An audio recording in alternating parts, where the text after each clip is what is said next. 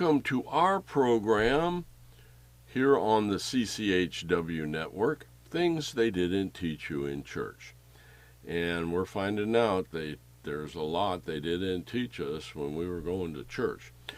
Tonight we're going to continue our series on the 4 hidden dynasties of the Bible that Satan will take control of when he returns to earth in the final days of these end times. Now, we're moving on to our 5th postscript tonight, second to the last, and our update on the hidden dynasty of the economy. Folks, as we watch the Biden administration dismantle much of what got the economy going during the 4 years of the Trump administration, it's amazing that the economic growth has continued at the pace that it has, even though it's at a much slower rate than before. Now, today we just got news that the stock market is going crazy with a dramatic drop over 1,000 points. We'll have to see what happens there. But you'll have to remember, according to the press agent and the Democratic Party and the Biden administration, the reason for the slowdown of the economy is simple, of course. It's Trump's fault. Now, folks, it seems as if that's the only response we get out of this administration. Something goes wrong that they've done, and it's Trump's fault. From the almost immediate shutdown of the Keystone Pipeline on Biden's first day as president, to his administration's attack on all things that have to do with the production of coal in the name of the New Green Deal, all the way to the accelerating rate of inflation that's going on. The economy has taken blow after blow after blow since Biden took office. The question I get asked most often when I'm out talking to people about the economy is, what the heck is going on? What are they doing? None of this makes any sense. And you're right. I mean, it doesn't make any sense unless you know what they're up to. And as in most things in this world today, in order to figure out what they're up to and what's going on, you have to follow the money. Now, we already talked about how all the money is going to China from their sale of everything having to do with the China virus. The American public is spending millions and millions, billions now, of dollars on masks and drugs and so much more, now testing, and they're all made in China, folks. And when you have known about Hunter Biden for all this time and his connections to the Chinese government, we've known about this stuff since before the election of 2020. Although the lamestream media won't talk about it, I'll give you that. But knowing this, it shouldn't be any surprise that there hasn't been any retaliation whatsoever towards China for covering up the escape of the China virus from the experimental lab in Wuhan, China. But even more troubling, China has not been held responsible for their deliberate attempt to spread the virus, successfully I might add, worldwide by the escalation of air travel out of China. At the same time, they totally closed down travel into China once they knew that the virus had escaped. Folks, this isn't speculation on our part. All you have to do is look at the air travel records, the date that this stuff was being found out. We know they did it. And they also shut down travel within China and were totally silent about the problem. And they're still denying that it was created under their supervision. Now we're finding out financed by us, probably. Look, President Biden is silent about China's biological attack against the economies of the entire world. That's obvious. Think about it. Have you once heard the President of the United States say a word about this whole thing starting and then being spread by China? Of course not. You know why? It's about the money, money, money. Now, new information has recently been released about the profits being made by the Moderna company's so-called quote-unquote vaccine. Now, I know these are numbers and sometimes they're hard to follow, so I'm going to put it on the screen for you, and I'm going to go real slow. But you need to understand this.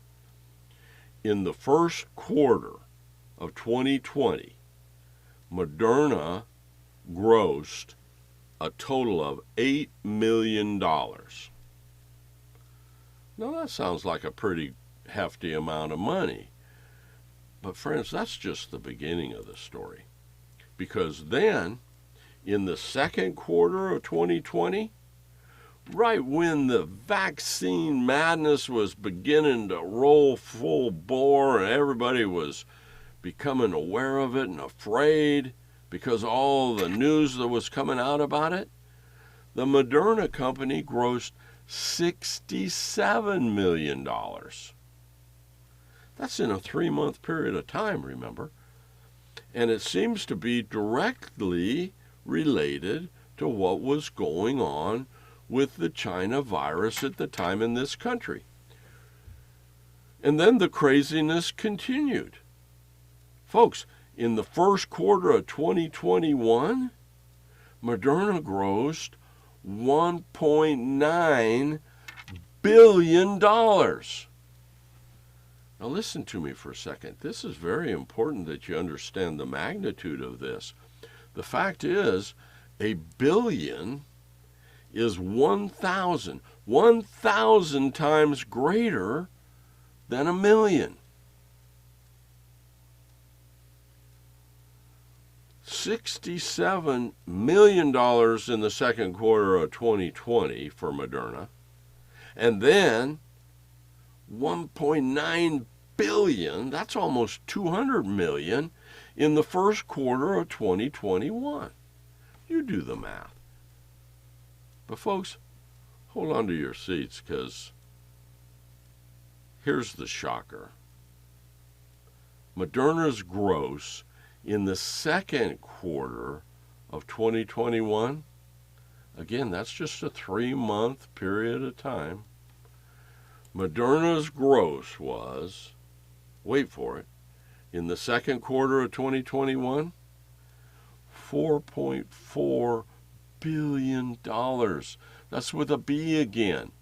And remember, a billion's 1,000 times greater than a million. And listen, you can bet the farm on the fact that the numbers are similar, probably a lot greater, for the same period of time for the Pfizer pharmaceutical companies. It's larger than Moderna. Folks, with the pharmaceutical companies making this kind of money from the China plague, is it any wonder that the money players of the world, the elites, the globalists, they don't want to see the end of this quote-unquote pandemic? They got to keep the money rolling in. Why do you think they're trying to bribe people into getting poked with everything from lottery tickets to hard cash, as we've seen across this country? It happened right here in our little town in Podunk, southwestern Arizona. The casino here, Indian Casino, giving people lottery tickets if they'll come in and get poked.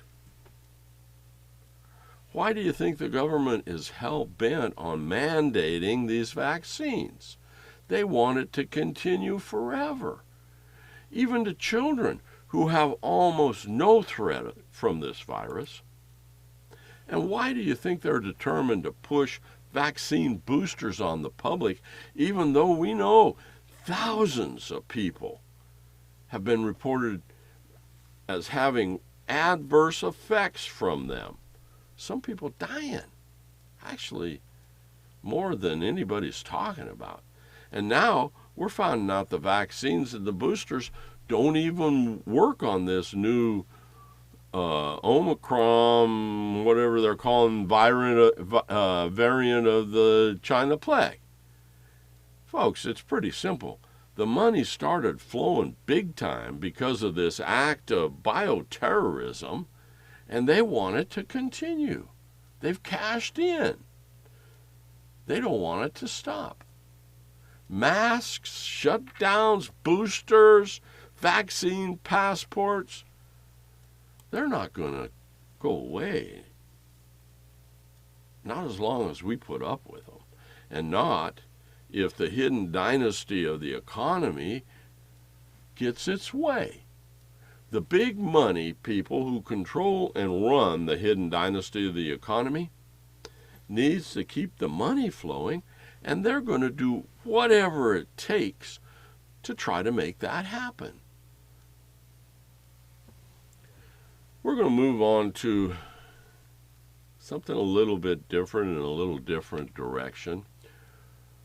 I'd like you to turn your attention to something that's going on in the world of economics that could be monumental in the development of the one world system in these end times. It's electronic money, or what's come in a lot of circles to be known as cryptocurrency. The most popular type of cryptocurrency today is called Bitcoin. You've probably heard of it. But honestly, ask yourself this question. Do you have any idea what it really is or how it works? If you're like most people, your answer is going to be no, not really. I mean, I've studied it a little. I really don't understand it completely. But what I really don't understand is how people can justify taking their hard-earned money and putting it into something as elusive as all of this. Basically, cryptocurrency is digital electronic tokens, and that's my big problem, digital. You can't put your hands on this stuff, friends. But cryptocurrency is digital electronic tokens that have a redeemable cash value, and they can be used to buy things or pay debts as long as who you're dealing with is in the Bitcoin world, and they accept them. Another item in this brave new world of money and investments that we're living in today is called NFTs. Now, what an NFT stands for is a non-fungible token.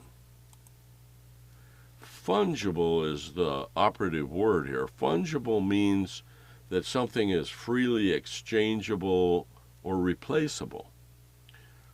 That's what cryptocurrency is. A Bitcoin has a value. You can cash it in, you can buy it, you can negotiate it. FNTs are not freely exchangeable or replaceable. They're digital, just like Bitcoins, but they're also unique. In other words, everyone's different, so you can't have a standard price for them, value of them. To me, they seem to be digital tokens that are like proof of ownership of something else that's out there in the digital world, whatever that means. The thing that these two types of electronic money have in common, however, is that they both exist on a blockchain. Now, here's the good news. I do understand what a blockchain is, and I'm going to explain it to you in case you don't know. Blockchains happen to be the reason that our civilization is, in my opinion, absolutely, surely headed for the world of electronic money. It's also the reason that big business and governments alike all over the world are all in on this concept of electronic money. Let me explain. A blockchain is a distributed public ledger. In other words, it's a public record that records transactions between members of a blockchain. All the transactions. So, if you have bought into or invested in whatever that particular blockchain documents, the ledger documents, well, you can access that ledger of everything that has taken place. Every sale, every exchange, every trade, everything that's taken place within that group, within that blockchain, that belongs to that particular group or blockchain. Now, the big reason that corporations love blockchains is because it keeps all of their accounting for them, pretty much, I mean, almost. The reason that governments love them is because blockchains make it virtually impossible to hide any money. It records everything that's done. Now, the reason I'm spending this time on cryptocurrency and NFTs is that, friends, the biggest companies in the world today are bought into this whole thing, into this whole idea of electronic money. Companies like Pepsi and Microsoft, PayPal, Starbucks, they're all bought in onto the cryptocurrency train, and they're riding it down the tracks. Even Elon Musk is totally in on this stuff. Musk recently announced that Tesla, that's his electric car company, was buying 1.5 billion, that's a B again, $1.5 billion of Bitcoins, and beginning to accept the world's most popular cryptocurrency, Bitcoins, as payment for his vehicles. Folks, the money change is coming. You can count on that.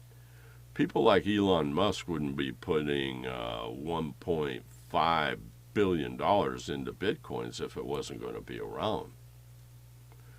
Now, I've been saying for many, many years now that in order for the one world political system to become a reality, there has to be a one world currency come into existence. And we may be watching its inception take place right before our eyes right now. The birth of whatever is to come. Think about it. How often do you actually deal with paper money these days? Probably not very often if you're anything like me or if you're anything like an average citizen. And probably it's very, very seldom that you ever pay a bill and do that type of business with cash. We use debit cards, credit cards to do almost everything these days. One of the biggest economic changes that has taken place in this country, and I believe it's related to the idea of electronic money. If you think about it, that's how it's being pulled off. It has to do with what the government is really up to and wants to happen in this country. And it's all been justified over the last couple of years by the COVID flu. The government has actually started paying people not to work. And we're now, after 2 years of this, we're starting to see the disastrous results of this policy.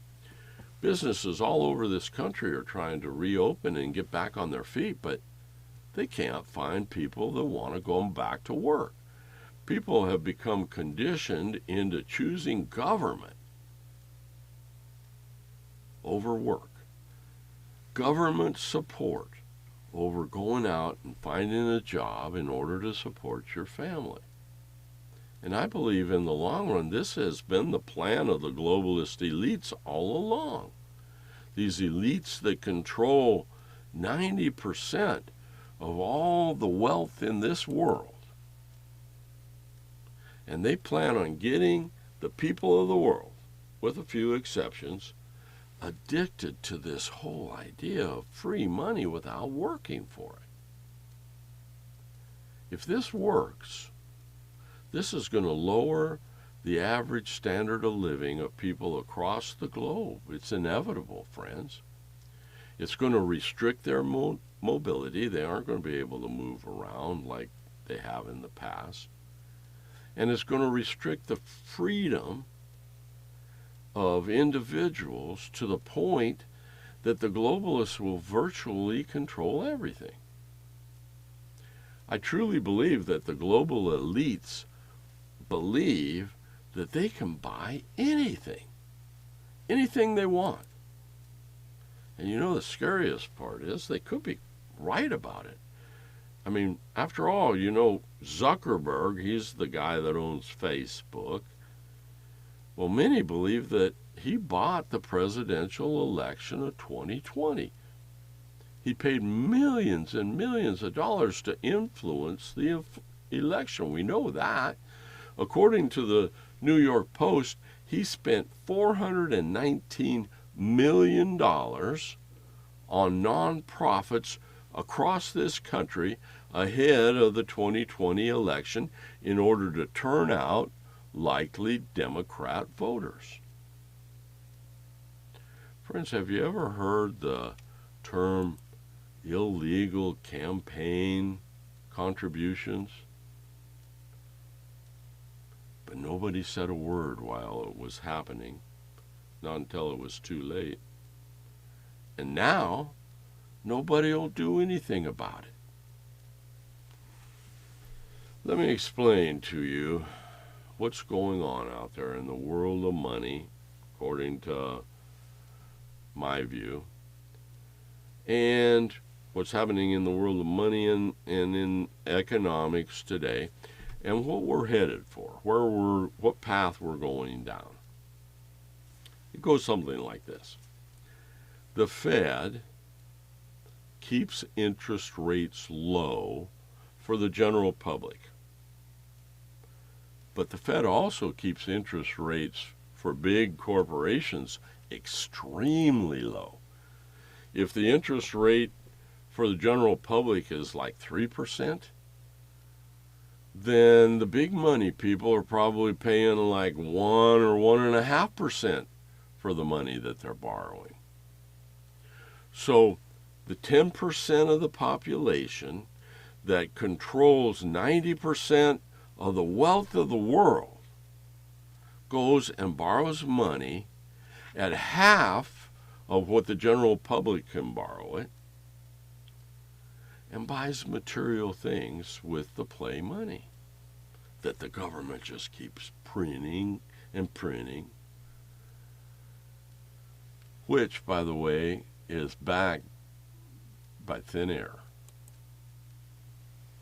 They take this money, they buy things like land and houses and apartment buildings, businesses, stock in the stock market.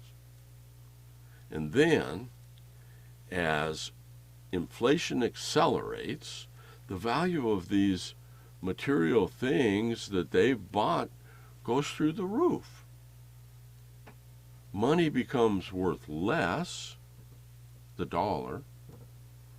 The public loses wealth in their savings and in what they're making from their jobs. And the elite money people of the world become wealthier because the things that they bought with the play money from the Fed goes up in value.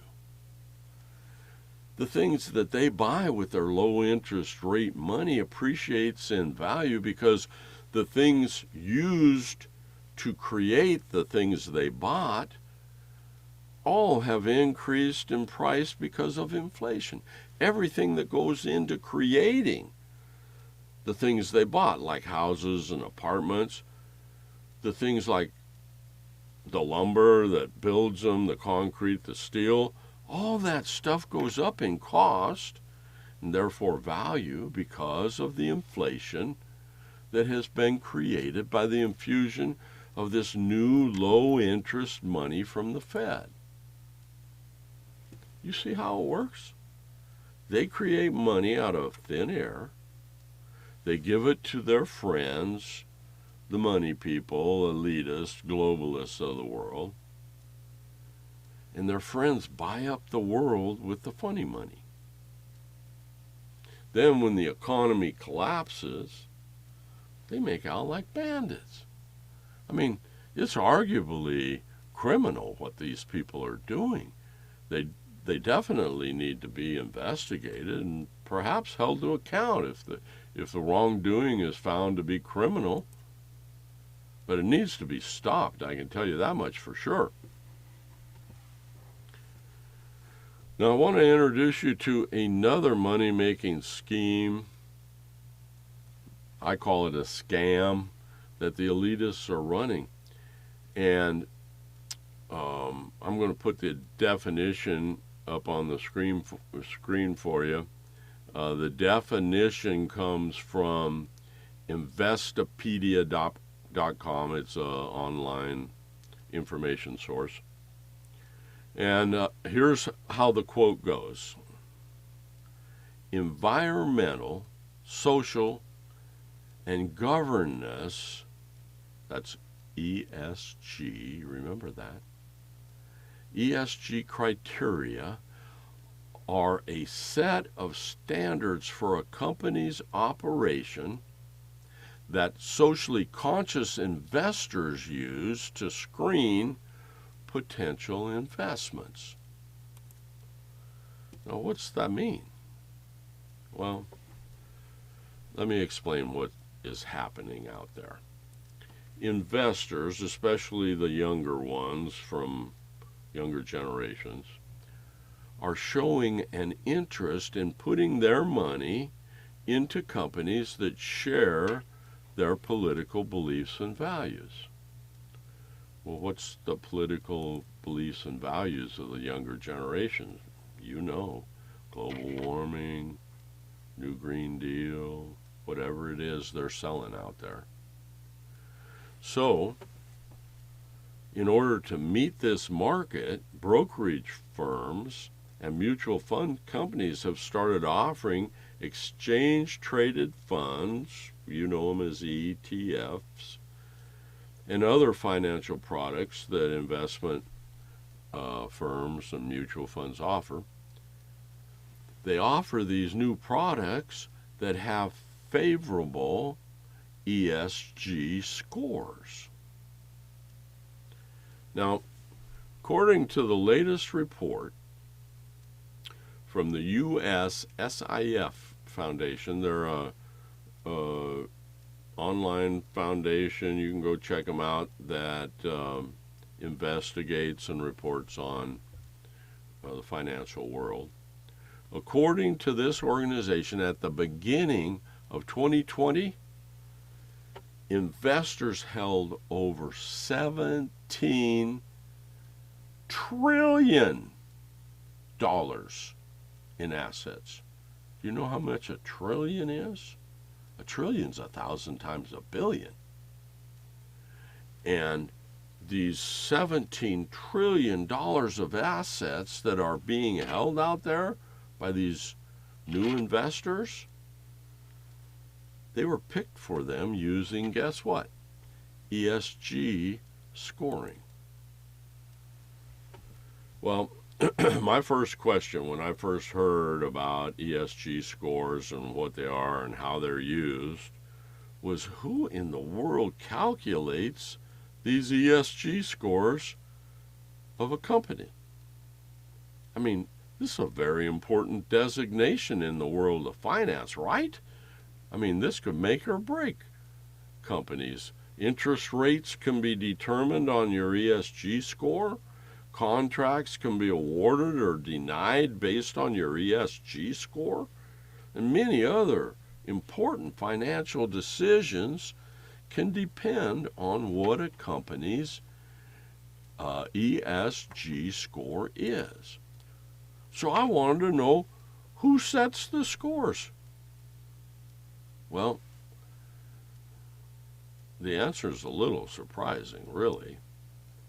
It's a company by the name of Thompson Reuters Corporation, which is a world media data collecting and publishing company. You may not have ever heard of it. I never did before I got into researching this topic. But I can tell you this, it's a Canadian company. Maybe that's why we haven't heard about it so much. But imagine that. A Canadian company is setting the ESG scores, most of them, if not all, for companies doing business in the United States. Now, you probably heard of the Reuters company, Reuters News Corporation, actually, but they aren't around anymore. They were bought up by this Thompson Corporation back in 2008. And since then, they've functioned as this conglomerate.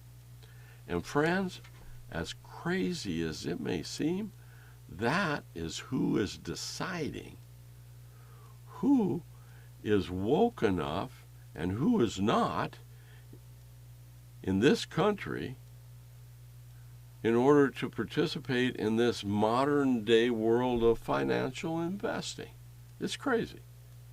Now, even more disturbing than that is there's a personal ESG score in the works that's going to be here soon. In fact, some companies are already using it. You're going to have somebody apply one to you. I can guarantee it.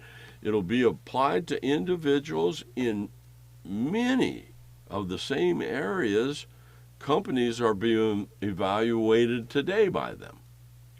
Certain companies in the very near future may offer lower interest rates based on your ESG score. You may be offered a job or denied one based on what your ESG score is. And there's a lot of other decisions that are going to be made based on these ESG scores about you and me, friends. If you're politically woke, you might get a good ESG score and be able to get a home loan at 3%.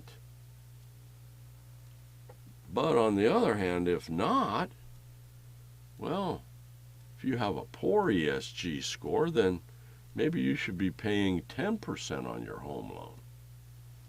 You see how this is going to work? Before we close out this postscript, I should probably mention what's been going on in the housing and stock markets. What's happening right now, folks, looks very similar to what was going on right before the collapse of 2008. I think we have to protect what we have right now. I mean, it's the only thing that makes sense in this crazy world. And that includes our money. What we have in wealth. the safest place to keep your money right now might not be the bank, friends. I'm sorry to tell you that. Now listen, I'm not a financial advisor or anything like that in any way, shape, or form. But, as I've said for a long time now, you need to investigate on your own what's going on in the world out there, and especially look at what happened in Spain almost 10 years ago, and also what happened in Venezuela not that long ago, more recently than Spain. Folks, the current administration has nominated a woman named Satin, probably saying that wrong.